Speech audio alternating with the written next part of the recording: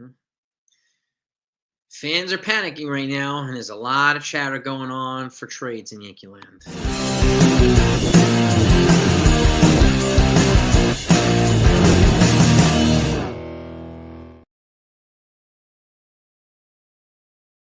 Buddy, hope you're doing well. So I have today's lineup for the game finale against the Detroit Tigers. I'll get to that in a minute. The Yankees are probably like, get us the heck out of Detroit already. So, because there are some fans that they're in panic mode, they're in worry mode, they're in outrage mode because Cody Bellinger had food poisoning. He was throwing up yesterday. The team confirmed that, but we had fans accusing him of not wanting to play in the cold and being a punk and all this other type of stuff. But this is the type of BS that we got to deal with all the time. So, especially with the fair weather fan base, but it is what it is. Narratives and talking points. They don't change the facts. Okay, but here's a fact. Right now, the Yankees pitching is beat up, and they're having a depth problem right now, right? So there's some chatter going on, and I'm going to post this article up right here, and I'm going to attach this down below so you can read it yourself. Okay, it's going to come right on the screen. This is a Yankee trade that's being pushed right now. There's some folks that are pushing the Yankees to do this. Okay, Yankees trade rumors heat up as rotation struggles early. Okay, Spencer Jones' name surfaces in rumors as Yankee need for rotation help becomes clear. Okay. 10 games into the season, the New York Yankees offense appears capable of weathering Juan Soto's loss, which it does. And it can. The pressing concern is whether their pitching staff can compensate for Gerrit Cole's absence.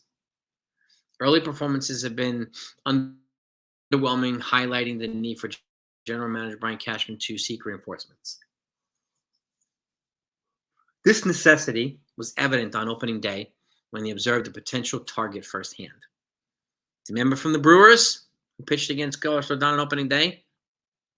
That gentleman, Freddie Peralta, took the mound from the Milwaukee Brewers at Yankee Stadium, delivering a performance that caught attention. Over 5 innings, he allowed 2 earned runs and 4 hits, 2 of which were home runs, and struck out 8 batters. Despite his efforts, the Brewers fell to the Yankees 4-2. I remember that because he was pretty impressive, and he got some big outs on opening day.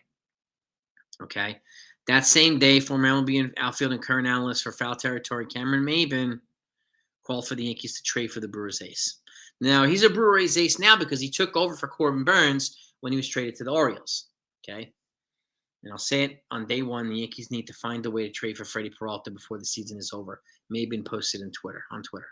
He's coming off a season where he recorded a 3.86 ERA with 200 strikeouts in over 173 innings, stepping up as Milwaukee's ace following Corbin Burns' departure. His contract includes team control through 2026, making him a valuable asset. Now, I'm going to pull this down, okay? Get this off the screen so we can chat about this a little bit. And he's got 1 year of control left beyond this year. So he's got essentially almost 2 seasons. So, and this apparently the starting price is being talked about by these folks is Spencer Jones and then some. So, So that's a high price to begin with.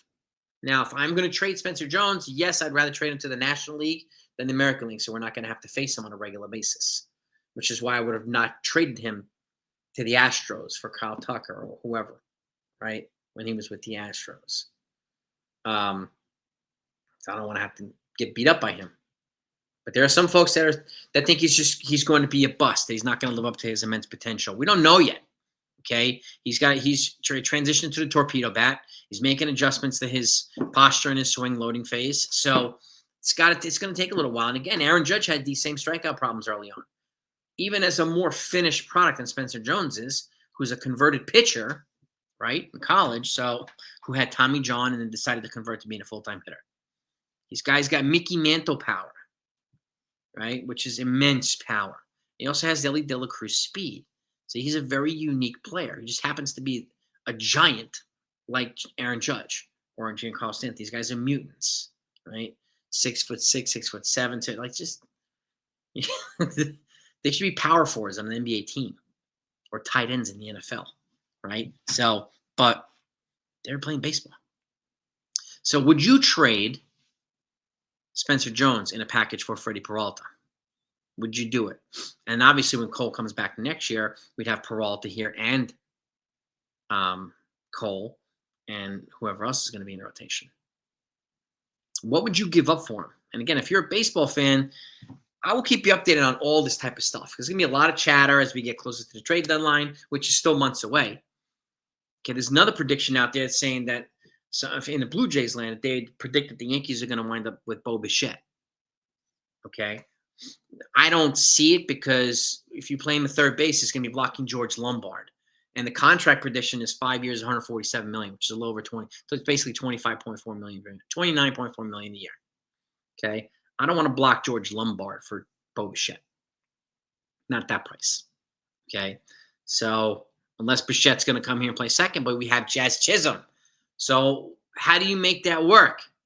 Or do you have him play third base, and then if Jazz Chisholm leaves and you don't bring him back, do you move Bo to second, then when George Lombard's ready, or do you put George Lombard at second and play Bichette at third? There's an interchangeable component to this, but it's going to revolve around, number one, if it actually happens, but he's a fib, but he's a right-handed bat with speed, got contact skills. He needs a rebound here this year. Okay. He could be a leadoff hitter too. And you'd be getting him away from the Blue Jays, where he's been a pest to the Yankees for years. So now that they're bringing back Vladimir Guerrero Jr., do they have the money? Well, we have them. They have the money. Do they have the willingness to pony up for Bichette? That's the question.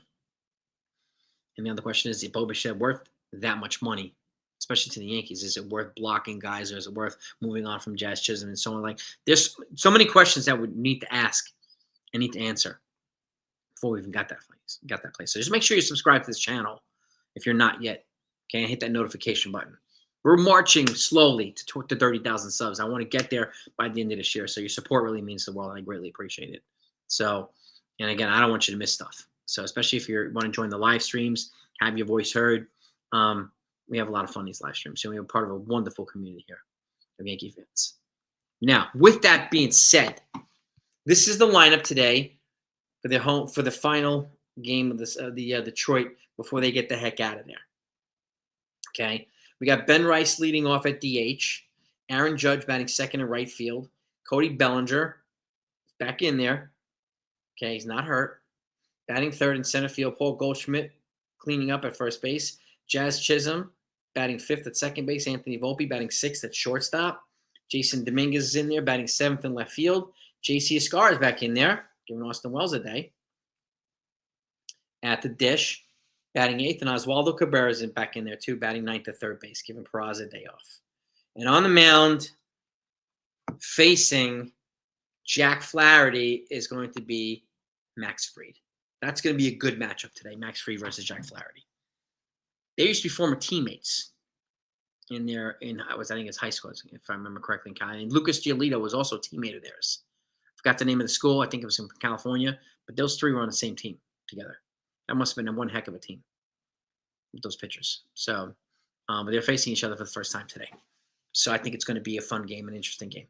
And I'm looking forward to hopefully celebrating a Yankees win. Okay, I'll be live on Ace Avenue with him on his channel after the game. Then I got to get back to work, and then if I can go live later on tonight, I will. But I'm not sure that I will be able to. But I wanted to get this out to you. And again, read that article about Spencer Jones' trade proposal to the Brewers for Freddie Peralta. I'm going to attach it down below. I want to know what your thoughts are. All right. Have a great day, everybody. Let's go Yankees.